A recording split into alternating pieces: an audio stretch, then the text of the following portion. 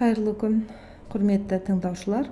Біз кәсіби қазақ тілі пәні бойынша келесі сабағымызды бастаймыз. Фотопериодизм ұғымына түсінік береміз. Бұл ұғым бойынша ағзалардың морфологиялық, биохимиялық, физиологиялық қасиеттері және оларды жарықты қабылдау ұзақтығы жайында, олардың ырғақты байланысы жайында сөз етеміз. Осыған байланысты өсімдіктердің қысқа күндік өсімдіктер және ұзақ күндік өсімдіктер ретінде бөлінетіндігі туралы мәлімет берілген.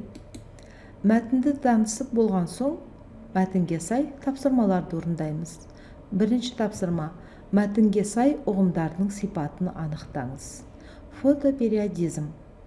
Мәтінде фотопериодизм ұғымына ағзалардың морфологиялық, биохимиялық және физиологиялық қасиеттері мен функцияларының жарықтың кезектесуі мен ұзақтығына байланысты ырғақты өзгеруі фотопериодизм деп аталады деген осы анықтаманы біз мына ұяшыққа орналастырамыз.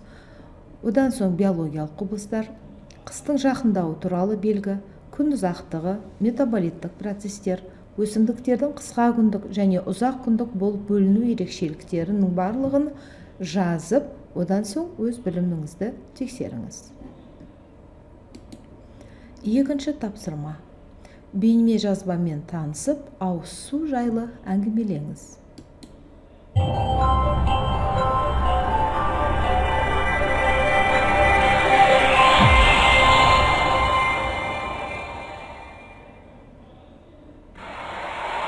Жаңбыр жасағанның жер бетіне берген несібесі. Жаңбыр жайында бір рет болса да ой жүгіртіп көрдіңіз бе? Төбеден төгіліп жатқан бұл несібенің біз елемейтін тұстары көп. Біз көрмейтін ғажайып кереметтері баршылық. Жаңбырдың әр тамшысы 6 миллиметрден үлкен болмайды. Төбеден жауып жатқан миллиондаған жаңбыр тамшылары бір-біріне тимейді. Төбеден құлаған қандай да бір зат жердің тартылыс күшіне сай жылдамдығы бірнеше есеге артып құлдилап түсетіні мәлім. Бірақ бір таңғаларлығы, жаңбыр тамшылары бұл заңдылыққа бағынбайды. Бірнеше мың биіктіктен төмен қарай түсетін жаңбыр тамшылары бізге ыңғайлы, өзінің қалыпты жылдамдығын жоғалтпайды. Дәлірек айтқанда, түскен сайын жылдамдығы артпастан бір қалыпты жауады. Мұның өмірлік маңыздылығы орасан зор. Бірнеше мың метр биіктіктен төгілетін жаңбыр тамшылары жердің тартылыс күші заңдылығына бағынатын болса, атылған оқтың жылдамдығында жауар еді. Оқтың жылдамдығындай жауатын жаңбыр шамадан тыс тез, денеге тисе тесіп өтеді. Түскен жерін талқандайтын еді. Осы жайларда ойланар болсақ, ақылымызға мынадай сұрақтар туындамауы мүмкін емес. Әрбір жаңбыр тамшыларының көлемін кім өлшеп қойған? Белгілі көлемнен үлкеймеуін кім қадағалауда? Миллиондаған жаңбыр тамшылары бір сәтте бірге түседі. Жерге түсу барысында бірі екіншісіне тимейді.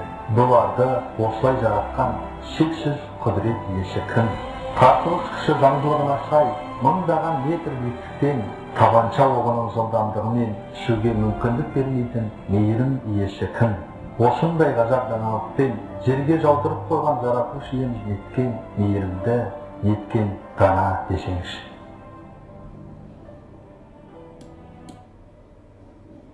Енді осы жаңбыр суының кереметі туралы және оның ауыз суына қажеттілігі жайында ақпаратты толықтырыңыз. Үшінші тапсырма: ой қозғау. Қазақ халқында қолданылатын 6 ай жаз, 6 ай қыс деген ұғымның мәнін түсіндіріңіз. Төменге қай айларды 6 ай жаз айларына қосады? Қайсы 6 айды қыс айларының қатарында анықтайды? Бұл ақпаратты беруде біздің оңтүстік өлкенің ерекшелігіне сай мәліметтерді бергендеріңіз дұрыс. Мәліметті толтырып болған соң, өз біліміңізді тексеріңіз. Төртінші тапсырма: топтық жұмыс. Бірінші топ: жыл мезгілдері неге өзгереді? яғни жердің өз білігінен айналуынан күн мен түн ауысса, қандай әрекеттің нәтижесінде жыл мезгілдері ауысады? Оны жазбаңызды тексеру бастырмасы арқылы тексеріп көруге болады. Екінші топ. Не себепті жазда ыстық, ал қыста суық болады? Мұндағы суық және ыстық болудың әрекетіндегі күн сәулесінің жер бетіне түсу ерекшелігін анықтап толтырыңыз. Мәліметті толықтырған соң тексеріңіз. Үшінші топ. Неліктен күн сәулесі жыл бойы өзгерместен бір қалыпты түспейді? Бұл жер білігіне байланысты, көлбеу орналасуына байланысты, немесе тік орналасуына байланысты қандай әрекеттер атқарылатындығын мына бос ұяшықтарға толтырып жазамыз. Мәтін бойынша ақпаратты толтырған соң тексеріп көруге болады. Келесі, 5-ші тапсырма. Жыл мезгілдерінің ауысуы аралығында болатын құбылысты еске түсіріңіз. Мақал мәтелдерді қатыстырып, эссе жазыңыз.